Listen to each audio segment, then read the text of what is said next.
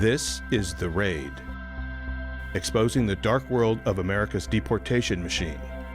I'm your host, John Carlos Frey. On the podcast today is independent investigative reporter Lillian Perlmutter. She's an award-winning journalist covering migration, human rights, labor rights, and social movements. Her work has been published in Rolling Stone, The Guardian, Foreign Policy, and the LA Times. She is currently an immigration reporter for the Times of San Diego and NEWSWELL, where she covers local and federal immigration enforcement policies. Welcome to the podcast. It's really good to have you here. Thank you for having me. Just give me a little background of your work and maybe a little bit of why you're interested in covering immigration, if you are. I'm assuming you're interested in covering the topic. So I started covering immigration 5 years ago. That's when I started my journalistic career. And I was freelancing at the time. I freelanced for 5 years. And I had moved to Mexico City to work for Vice primarily, and then started working for other outlets. And it became clear immediately that there were swaths of asylum seekers that were coming through Mexico from all over the world, really. But a lot of them from Venezuela, Haiti, Cuba, countries that were facing really severe economic collapse at that time. And that many thousands of people were traveling on their way to the U.S. So I started following caravans, mostly because this was a big story that I could sell to magazines, but also these stories began to affect me as well emotionally. And I became really invested in these people and my sources who I was following up through Mexico. So I started by covering at the tip of Mexico, the southern tip of Mexico in Tapachula, the border with Guatemala.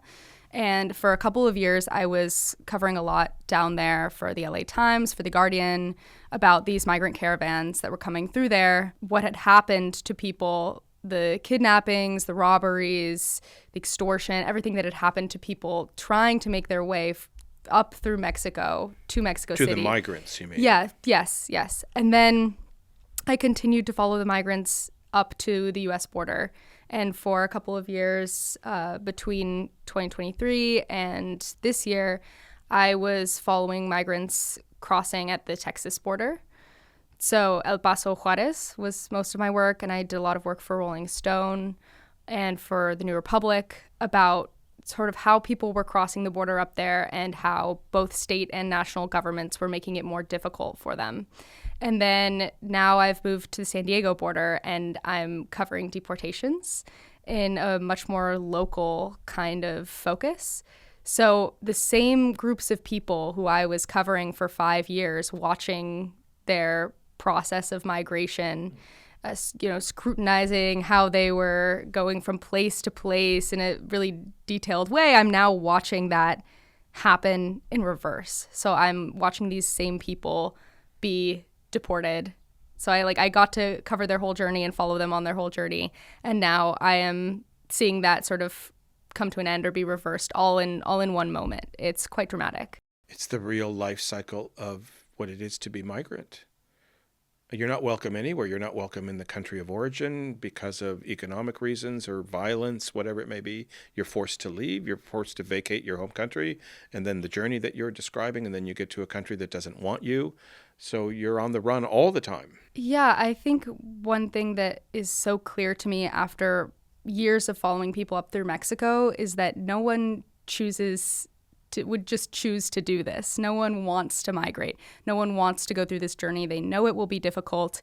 They're gritting their teeth against it and pushing forward through really traumatic things that are happening to them because of hope. Hope is so powerful, and that's all they really have. So even the fact that they may be victims of violence or, robbery, or they may not make it, or they may be deported, when you speak to these people, there's like an eternal hope. I mean, they're going to discount all of the pitfalls that they may encounter just because they may get a chance.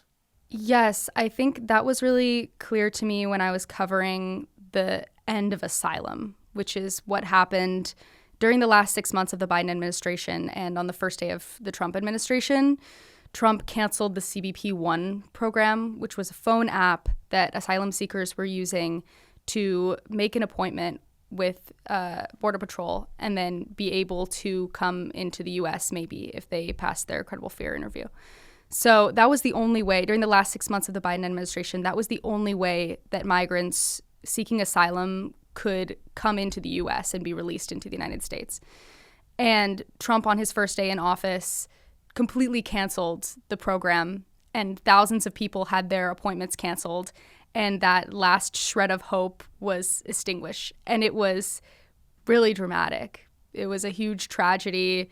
The way that people reacted was with extreme sadness, but then what I witnessed, because I was in these shelters in those few days at the end of January last year, was that within a few days of the cancellation, all of that, what I saw, what these migrants expressed to me, is that sadness had reversed and turned into hope extremely quickly.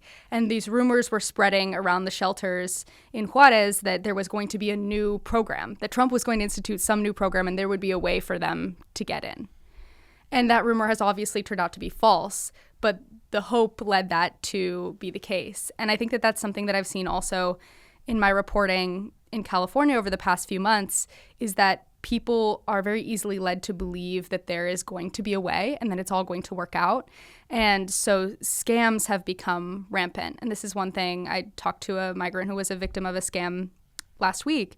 And it's, if someone tells you, I can show you a way and it's all going to work out, they really want to believe that. From what I have seen in the reporting that I've done over the past few years, hope is just so powerful.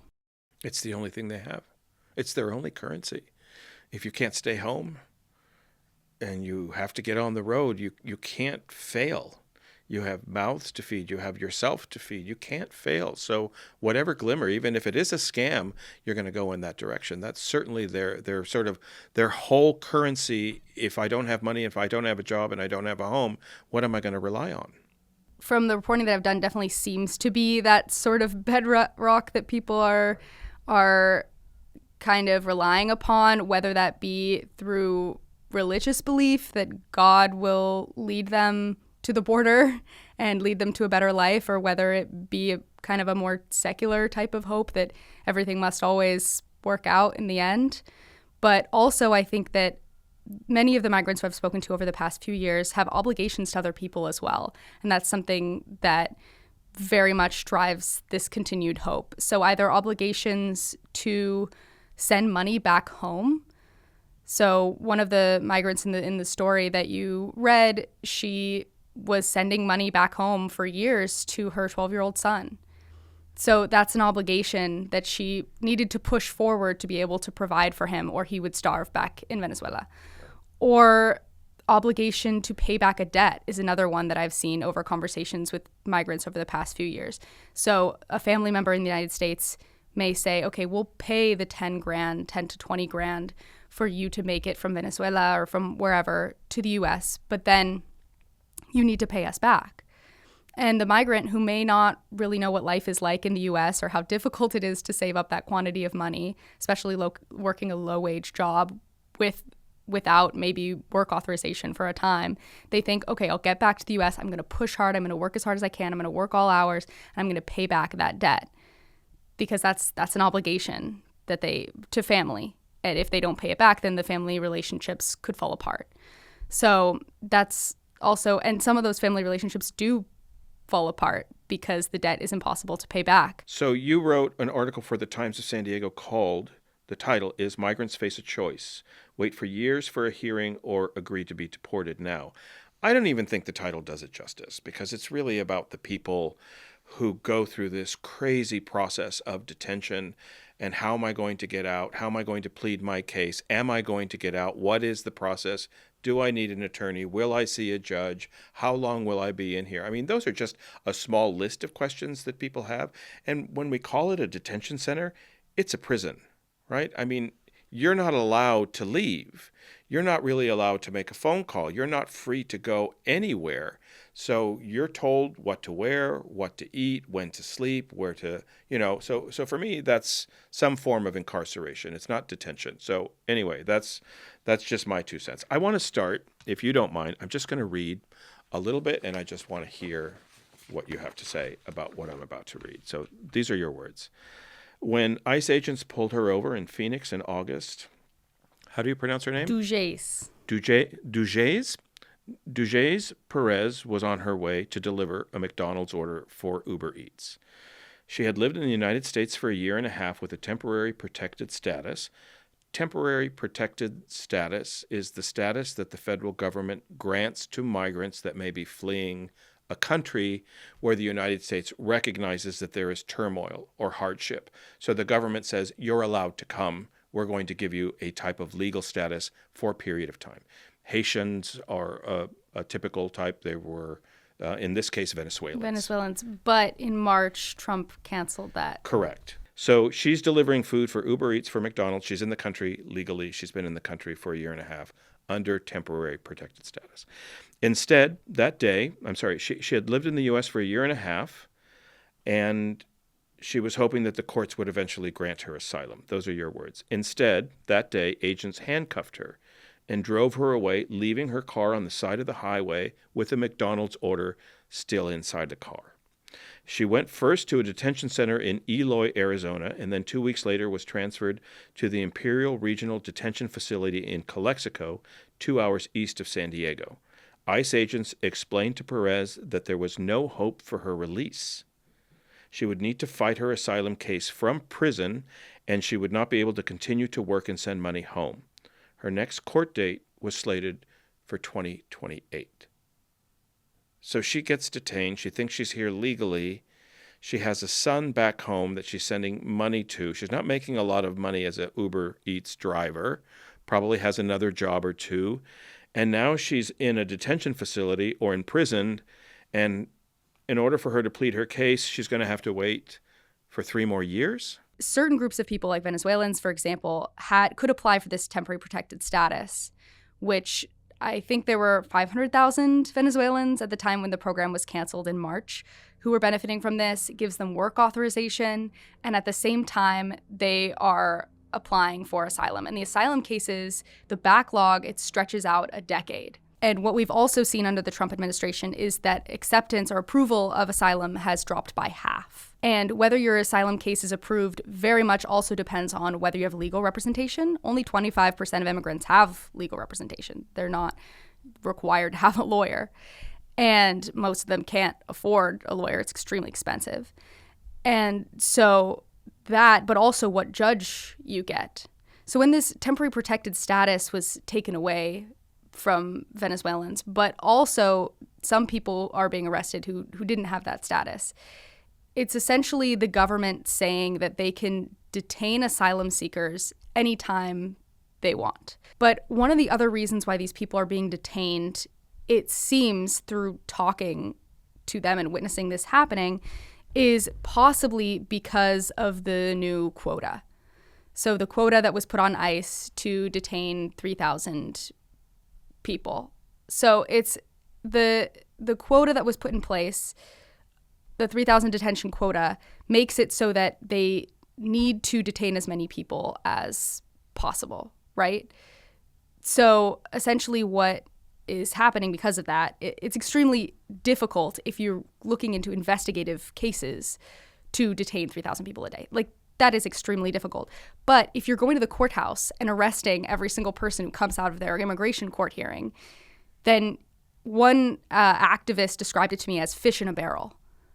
You can easily detain that many, well, maybe not easily detain that many people, but you can easily detain more people if you are detaining people outside their court hearings. I mean, that sort of makes sense, Lillian, because if you have to detain 3,000 people a day in the United States, you're going to go to the places where there are a lot of people. Right. So Dujez wasn't arrested at her court hearing, but I do talk about a couple of people who were detained either at court hearings or at ICE check-ins.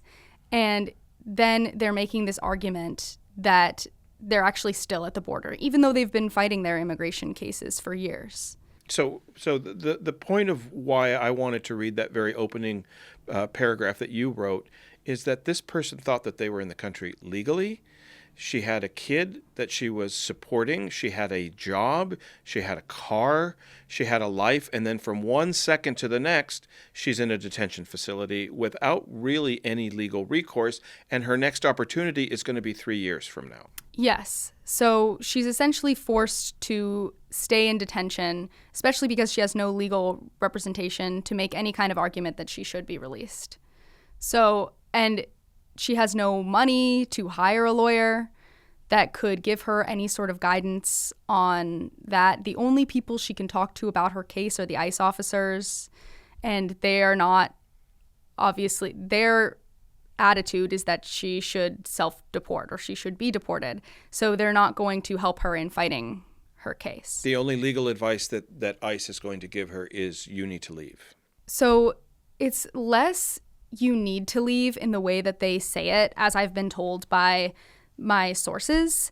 It's more making a positive argument for why they might want to go home, and then making negative arguments as to the possible success of their case. So we want to make it so hard for you here that the only really good option for you is to self-deport. And it's not so hard for you here exactly, because the way that these detention centers are described by the majority of migrants who I've talked to are not as horrible, torturous places. At least not the detention center that I was following for this article. I know that there have been claims of torture in Alligator Alcatraz, for example, but more as this unpleasant purgatory of monotony where there's really no movement forward and there's uncertainty as to what's to come, and there's this great sense of wasting time. Yeah, I mean, she's got a family. Right. She has a kid that she needs to support. She's not working. She's not being able to send money back home. Then you write also in the article that she made phone calls in the first week that she was in detention. Talk to me about the phone calls. Right. So phone calls are expensive when you're in detention, and you can end up spending several $100s a week just talking to family as you normally would. How much is one phone call? So it depends on what detention center you're in. So, and it depends on how long the phone call is sometimes. In some of the holding centers before you get to the detention center, phone calls can be as much as $53. For one phone call? For one phone call that sometimes is just a couple of minutes. That sounds inhumane to me. I mean, these people have just been yanked from their life.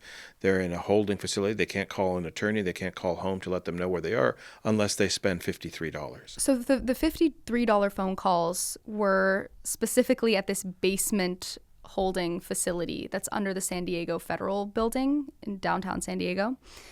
And that $53 phone call is not paid by the person detained, but by the person picking up the phone. So you pick up the phone and it says, someone in detention wants to contact you. Please input your credit card information. And how so much, you're scrambling around trying to find your credit card quickly enough to be able to input. if you have a credit card. If you have a card with numbers you can put in. And there were migrants who I talked to who were detained there who didn't have anyone to call on the outside, didn't have anyone whose number they remembered as well. So outside the court, volunteers were writing family members' numbers in Sharpies on people's arms before they went into their hearings or their check-ins, just on the off chance they might be arrested. How much did she spend in her first week in detention? $500 was the amount that she told me that she spent, which was all the money she had saved up. On phone calls? It was, yeah, she spent that on communication. Sorry, I'm cynical, but I don't think that it costs the federal government $53 to make a call for them on their behalf. Someone's profiting huge here. Right. So obviously these are private detention centers that have multi-billion-dollar contracts with the United States government. And there are a few big names here. There are big conglomerates that own many of these detention centers, but then there are also other companies that partner with them that control the communication technologies that are used. And that is phone calls, but also tablets that they have that they use for messaging. So I'm asking you to sort of surmise, do you think that the $53 per phone call, I'm really stuck on it because I think it's heinous, is a for-profit model, or it's that they don't want people to make a phone call, so they make it cost prohibitive? So in terms of people asking for phone calls, I would say most people did do the $53 call. Most migrants who I've talked to, they did call someone and someone picked up. So that $53 was paid. There was one person who I heard about asking for a phone call for hours and hours. Hey, can I get a phone call? And the officer would say, yeah, for sure, but then would never actually do it. So that is one case I heard about, but it doesn't seem like they are prohibiting them from using the phones, but more that the money is just going somewhere, either to a for-profit source. I'm sure it costs them 10 cents to connect the call. But anyway, that's just me. That's just me being cynical. I just kind of want to go down a list of questions that I had about the article. Signing an order of removal. So she's in detention. She doesn't know how she's going to get out. She's told she has a court date in 2028. They put a piece of paper in front of her in English to do what? So there are multiple different types of removal under immigration law. And this system is a labyrinth and it's really difficult to understand. But the type of removal that it seems they are attempting to get asylum seekers to sign is voluntary removal. So the the Trump administration started this program called CBP Home, which is an inverse of the CBP One app, which was the app that all of these migrants, as I said earlier, were using during the last 6 months of the Biden administration to make appointments and enter the United States. And the app was reconfigured when Trump came into office to instead allow people to go back home. So the U.S. is offering that they will give anyone undocumented or any asylum seeker $1,000 if they use this app and say, I want to go home, and the U.S. will provide them with a ticket home and $1,000. And only 10,000 people so far have used this app, which is pretty unimpressive when you consider that 1 million people entered the United States using the CBP One app. But they are essentially arguing that because these asylum seekers didn't take that opportunity to leave voluntarily, they're not going to offer them $1,000 anymore or a ride home. The only way to get back home is to either be deported by the state, so spend years arguing your case fails and you're deported, or to voluntarily decide to leave, but you don't get the $1,000. So that's the option that Dujays and the other people who I interviewed for this story were given. It's you don't want to wait for years in a detention center. So sign this document, which also has to be approved by a judge, and we will deport you. There's a 5-year ban on coming back to the U.S., and there's a fine or prison time if you attempt to cross the border again. There's no home. I mean, you're saying this CBP Home app, there's no home. If I'm claiming asylum, there's an understanding that I can't stay home, that I have to leave home, that my home is burning, that there's too much trouble at home. I've been threatened with my life. I can't make a living. Whatever it is, I'm leaving home to come to the United States because I can't stay home. Right. So why would I want to go back? Well, exactly. And so as I said before, when you talk to asylum seekers, usually they miss their home countries quite a lot, but they chose to leave because it really wasn't survivable. The conditions there were not viable. Either they weren't able to feed their families, or a combination of things, usually police extortion, gang violence, death threats, actual physical violence, and from family members, domestic violence. So they wouldn't want to go back there because they might actively be in danger, either because of interpersonal relations or because of big external forces. So it is a little bit deceptive to say, oh, CBP Home, you're going to get home and it's all going to be fine. But at the same time, if you're locked in a detention center, I think the calculation is that I've heard from these people. I mean, Dujays told me, she said, there is no right choice, whether to self-deport or to stay in detention. Both, she said, were bad options. If Dujays was to get asylum, if the federal government was to grant her asylum, which is a form of legal status in the United States, they say you are welcome to stay legally. The rules, the regulations of being granted asylum bar her from ever going back to her country. So that's a choice she's going to make. If she gets asylum, she's never allowed to go back to Venezuela again. So this idea that you're going to ask for asylum, when you're asking for asylum, I'm never going back home. So to even offer her the choice of going back home seems a little bit counterintuitive here. It's sort of a slap in the face. But when you look at cases like Dujay's, for example, she was extorted. She says she was extorted by gang members who were also involved with the police in the city that she is from in Venezuela. That would qualify her. So, but the Board of Immigration Appeals has also, over the past few months, in a couple of decisions, made it more difficult for people to use gang violence as the reason that they are asking for asylum.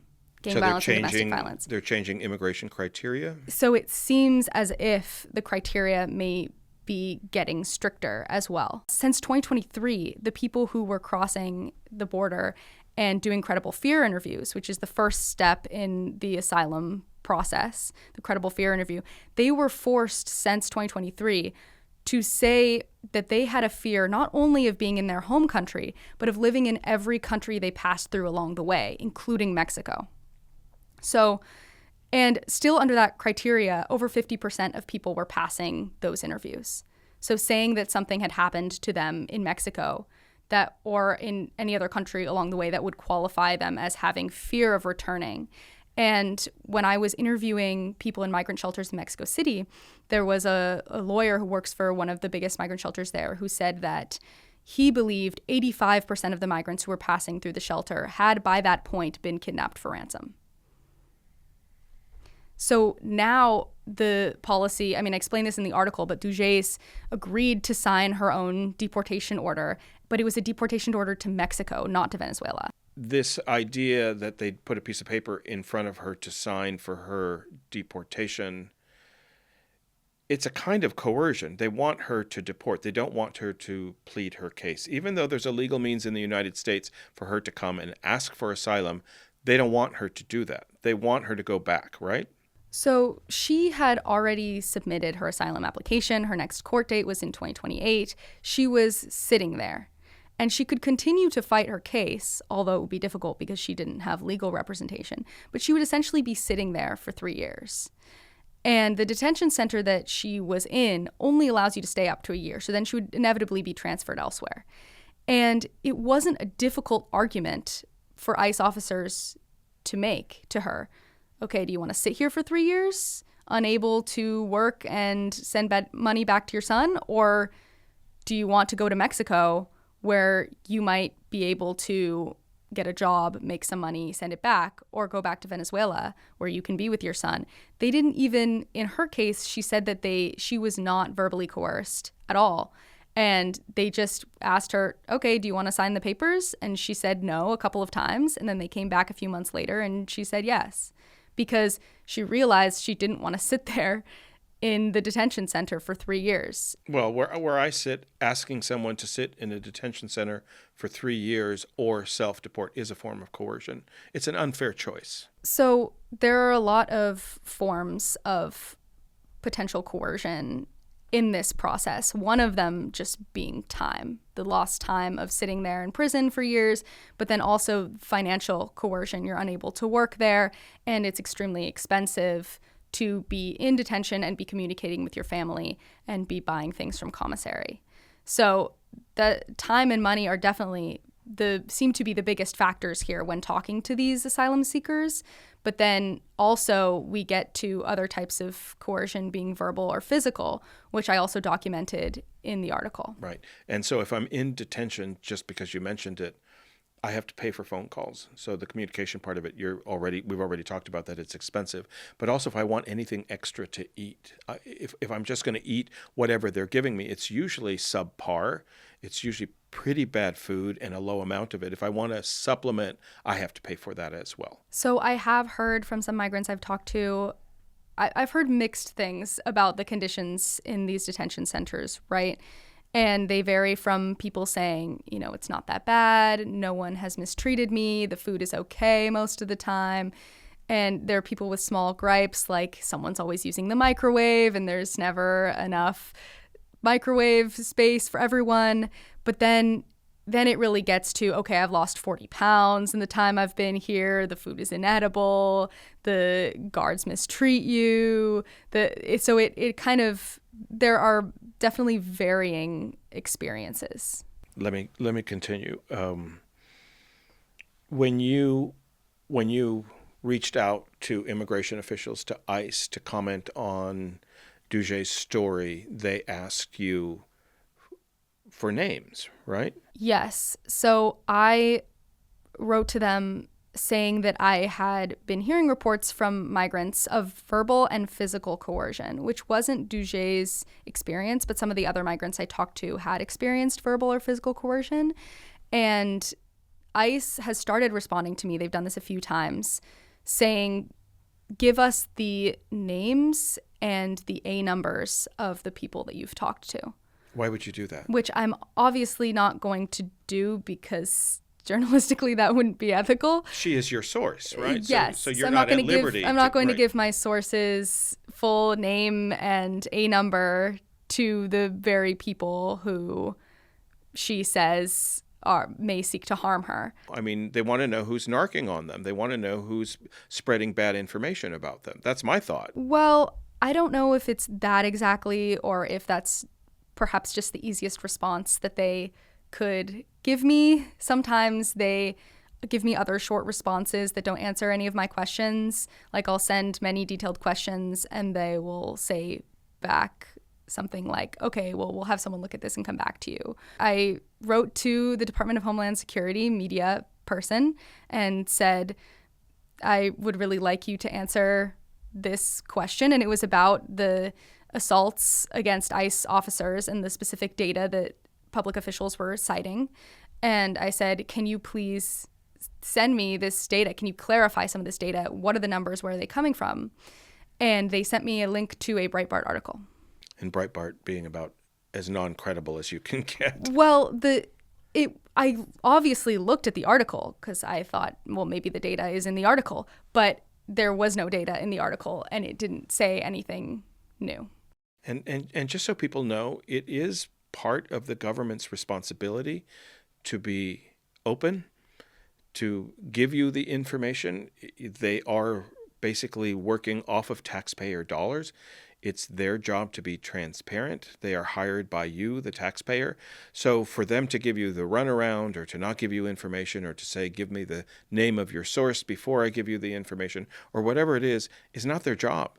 They have public information officers within the agencies to provide information to the public or through the vehicle of the press. So what you're asking is your right, and it is their duty to give it to you. So any kind of a runaround here is completely off color, is completely not supposed to happen. Freedom of the press is a constitutional right. It's the first number one in the Constitution. So do you question the way they give you the runaround? Well, I think journalistically, it used to be that the federal government, when you ask them questions, were maybe a little bit more there.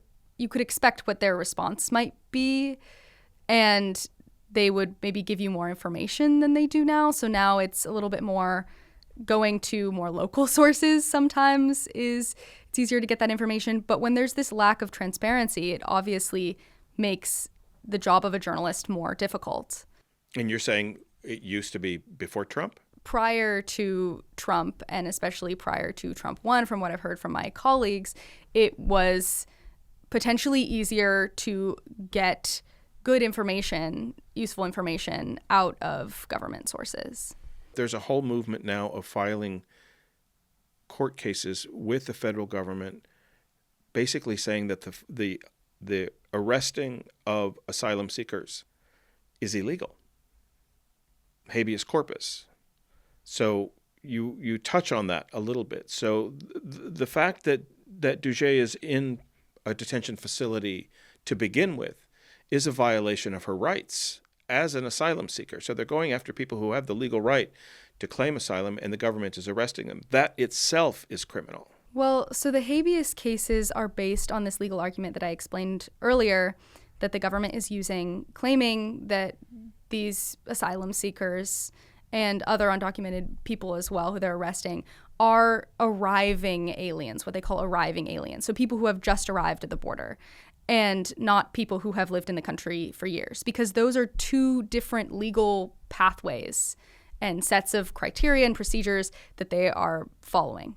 So if someone is just arriving at the border, there's a checklist of procedures that they do, whereas if someone is arrested who has been living within the U.S. for longer, it's a different set of procedures. So they're making a legal argument that these people are still arriving. They're just getting to the border.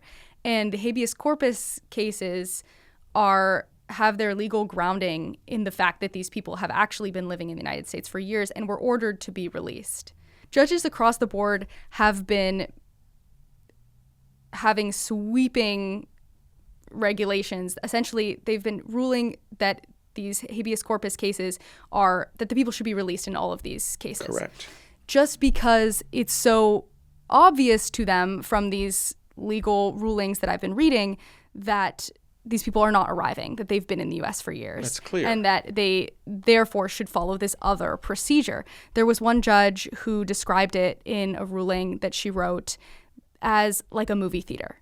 So if you entered the movie theater without buying a ticket and you sat down in a seat and you're already eating your popcorn and you're watching the film, you're not still at the entrance of the movie theater asking for a ticket. You've come in without buying it. You are inside the movie theater already.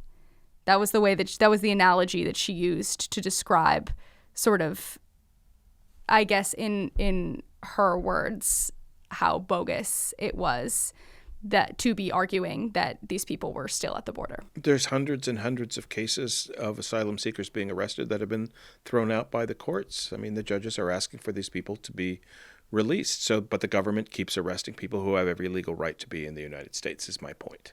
And the other thing about these cases is that the government has been unable to prove that these asylum seekers are a threat to society or that they're a flight risk. So then the justification for arresting them is extremely thin. So you're talking about keeping them in detention is unreasonable. In the past, people were able to petition a family member or a sponsor where they wouldn't have to be in detention and they could live outside in society if they had a sponsor or a family member that would sponsor them. Well, it's more that if the legal argument that they are still at the border falls apart, then their arrest needs to be in some way justified. And there's no justification if they are not a threat to society and not a flight risk.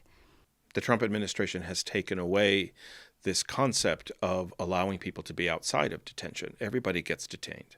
Well, so detention rose to new heights. I think 65,000 has been the peak this year, which is a lot where we of are now, people right? Detained, right? So, and that's another reason why it could be that people are encouraged to self-deport. They're using detention as a form of coercion to get them to self-deport? So, well, listen, I mean, the way I see it, you don't seem as cynical as I do. Maybe I'll give you a few years, but everybody gets deported. I'm sorry, everybody gets detained. You get put through this whole prison system, this I can't leave kind of prison system, so that I will self-deport. But that's not what the detention process is for. It's a form of trying to get people to just say, I can't stay in here for 3 years until I get my hearing. I'm going to self-deport. It's a form of coercion.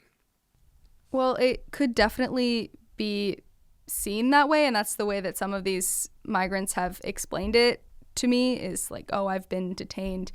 I'm being kept here to force me to make this decision.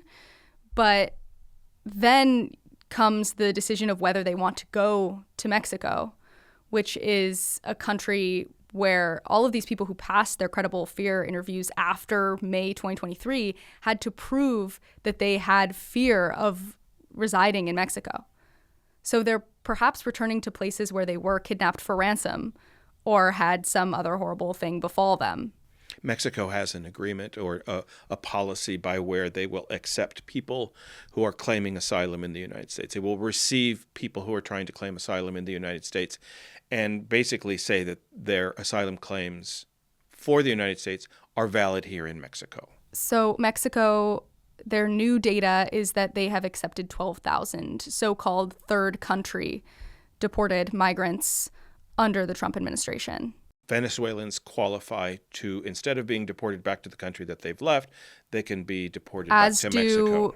As do people of other nationalities as well, Right. Cubans, Haitians, etc. So that's probably the end part of your article that I have here, is that Duguay was not willing to stay for 3 more years and listen or wait for her immigration hearing, that she chose to deport, and she chose to deport back to Mexico. But that's not really the end of the story. No, that's not the end of the story. So she ultimately, after spending months in detention and having no money left and still needing to communicate and feed her son, she decided, okay, I'm going to sign this paper and it needs to be approved by a judge. And then I'm going to be dropped in Mexico. I'll get a job there and work and hopefully be able to send money back. There's a 5-year ban from reentering the United States, but she kind of told me, she said she would have liked to have stayed in the United States, but there was just no way for her to do it. The habeas petition that could have gotten her released was she would need a lawyer to submit that, even though it costs only $5 and she could submit it herself. She's not a lawyer. She doesn't speak very good English. She wouldn't have been able to write that brief that's necessary to submit that. So, and I know of one person, as I mentioned in the article, whose aunt took out 10 grand from her 401k to be able to pay for a lawyer for the habeas petition. So Duguay said, okay, there's no way for me to get out. There are no good options. She said, no hay de otra. I'm going to sign the paper and go to Mexico. So then within a couple of weeks, she is taken to Tijuana, and then immediately the Mexican government puts her on a bus. And she's on the bus for 4 days. She's given bread and water. She's not allowed to leave the bus, even to stretch her legs at any point. And she ends up in the southern Mexican state of Tabasco, in a small city called Villahermosa, where she is left in the bus station there. She has her phone with her, but she doesn't have her passport, which was left behind in Arizona, where she was living for 1.5 years. So she's left at the bus station. She has no money. She has her phone. And she has the clothes on her back, which are the same clothes that she was wearing when she was detained on the side of the road months earlier. And what happens to somebody who deports back to Mexico in a town that she's never been to before, without money and without her passport? Right. So we know that the Mexican government has been bringing people to Tabasco for a couple of years. I wrote a piece for the New Republic back in September 2023 about the fact that they were sending people there to this smallish city who failed their credible fear interviews at the border. So they've been sending hundreds, maybe thousands of people to this smallish city, but there's still very few resources there. There's only one migrant shelter. It only allows people to stay for a couple of nights. The conditions there aren't great. And most people are left there without any money. A lot of people left without their phones. A lot of people left without IDs. And they can't travel around Mexico without a permission from the government. And they need to be in Mexico for a couple of weeks before they're able to ask for that permission, to that humanitarian permission to travel through Mexico to a place that might have more resources. So she's imprisoned in Mexico. My words. I mean, my words. My words. She's left in this town and is forced to rely on the goodwill of strangers to help her out. But she's not allowed to get on a bus. She's not allowed to get on a plane. She's not allowed to leave. She's not allowed to leave Villahermosa for a couple of weeks. And so she's frantically asking people she knows in the United States to send her money through Western Union to be able to get a hotel for a few nights, stay there, have some food. And she decides very quickly she doesn't want to stay in Mexico and get a job and work. She wants to go back to Venezuela. But there's no way for her to get back. And I think one other thing that became clear to me through speaking with her, following her, I spoke with her every day when she was in Mexico.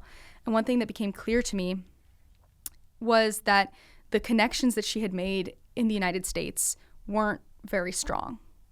She had spent all of her time in the US, about 1.5 years, working and trying to make ends meet. She had rented a room in an apartment, and the people who were living there now, the other people who were also migrants who were living in this apartment, they weren't willing to send her any money to help her out. And they were willing to send her passport, but she would have to figure out how to send them the money for that package to be sent. I'm going to ask you sort of at the tail end of our discussion here. I don't know. You seem like a pretty hard-nosed journalist to me, very credible. You dot your I's and you cross your T's, and I have full respect for the work, but I want you to step outside of that for a second, if you're willing. I don't know if you are. I see a blank stare coming. I want you to editorialize a little bit and tell me what you think about this entire process. It seems most oppressive to the individuals who need help the most. It feels like a burden on the people who are already marginalized. They're fleeing their home countries. They don't have resources. They don't have recourse. They can't get a lawyer. They don't have people to call. They may not know the language. Like, everything against the very most vulnerable people are being shit on. Do you see it that way?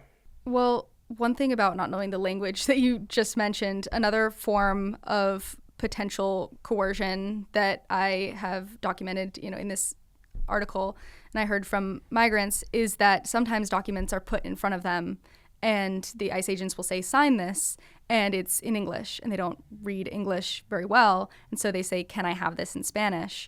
And the agents will not provide it in Spanish, which is against the law. Not only that, in your article you wrote, when that happened to one of the people that you write about, the agent said to that individual that they should learn English. Right. That's what she told me. And so I think, as I said in the beginning of our conversation, the thing that's really struck me about the work that I've been doing over the past few months covering the Trump administration and deportations is just this parity with the past few years of my work, where I was following these asylum seekers up through Mexico and documenting that very difficult journey in which they experienced many traumatic events, and sort of following every step of that journey, and how every step was a marathon, right? And I feel like I am very much documenting that now in reverse, where there's always an obstacle and there's always a problem, something that needs to be fixed. There's a roadblock at every turn. And that seems to be the case going backwards as well as going forwards, right? So Duja's, for example, she can't get deported back to her home country. So she says, okay, I'll be deported to Mexico. So then she ends up in Mexico, but she's not deported into a city that she has ever been in or where she would be comfortable or that has any resources. Instead, she's deported to a place that has no resources, where she's never been, doesn't know anyone, and feels uncomfortable. So, and where she says it seemed extremely difficult to find work anyway. So then she's trying to say, okay, I need to get home from here. I need to get back to Venezuela.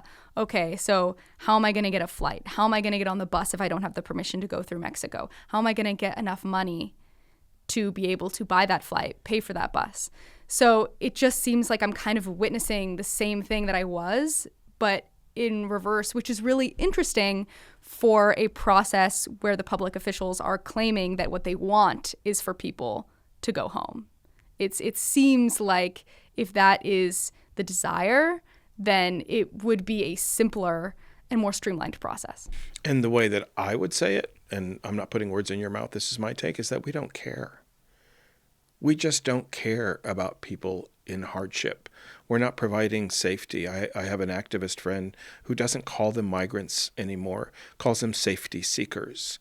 People who are seeking safety, I think that's a basic human need, is to have safety. And that's all this person that you wrote about is looking for, is some place to call home, some place where they feel safe, some place to raise their family. And it doesn't feel to me like the United States is providing that today. No way. We're not going to provide safety for you.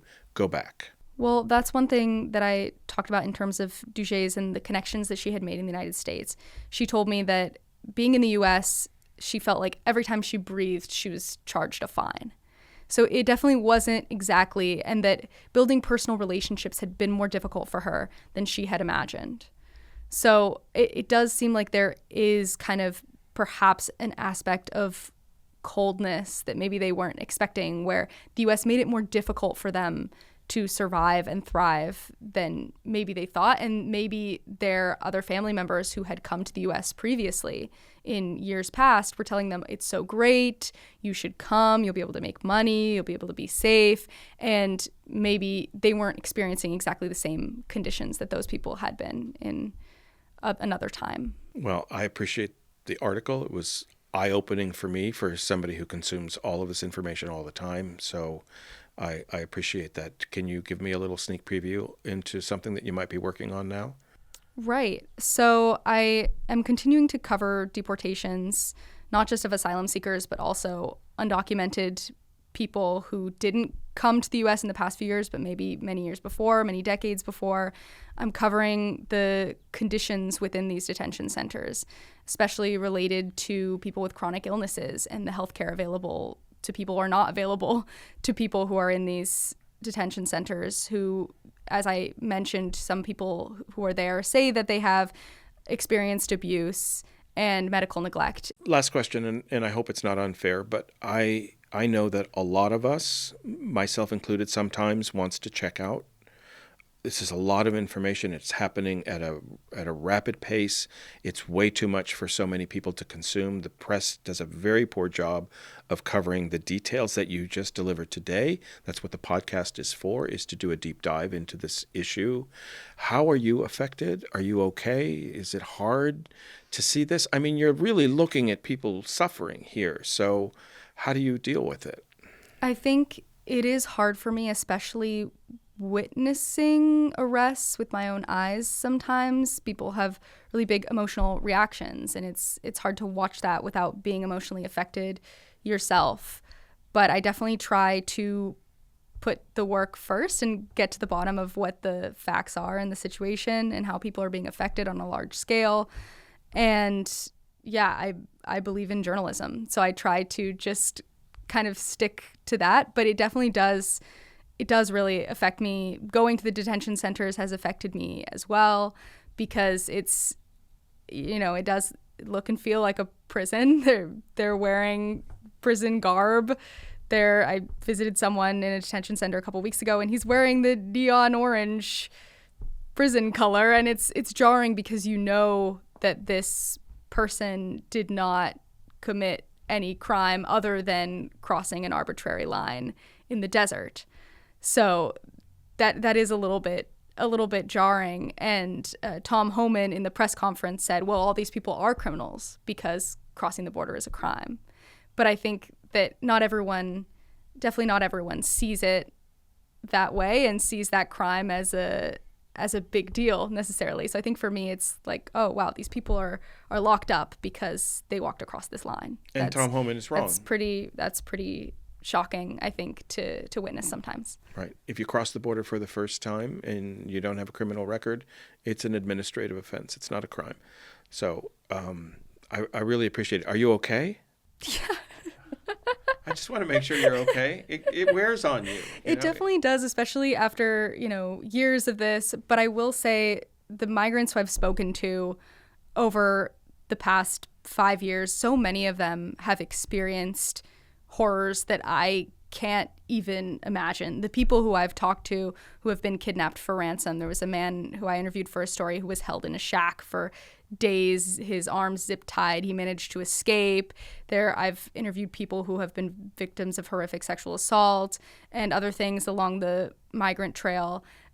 And so when you're interviewing these people and you're talking to them about that, people who have experienced police abuse and violence at the hands of authorities, they are sometimes so calm and even nonchalant about what's happened to them. And I think it makes me feel definitely a lot that, okay, I then have to be strong against this, because if this person has gone through this and they are able to sit down and talk about it with me and they're able to push forward, that hope is keeping them pushing forward, then I should match that energy. Very wisely said. I have gathered much serenity and strength from people who have been oppressed. I mean, they seem to have this incredible resource of peace that they carry, and they've been through everything. So I've learned a lot from them. It's a very good point. Thank you for your time. Thank you for having me on. Thank you for listening to The Raid, available wherever you get your podcasts. For more information about our guests and the subjects we cover, please visit our website at theraidpodcast.org.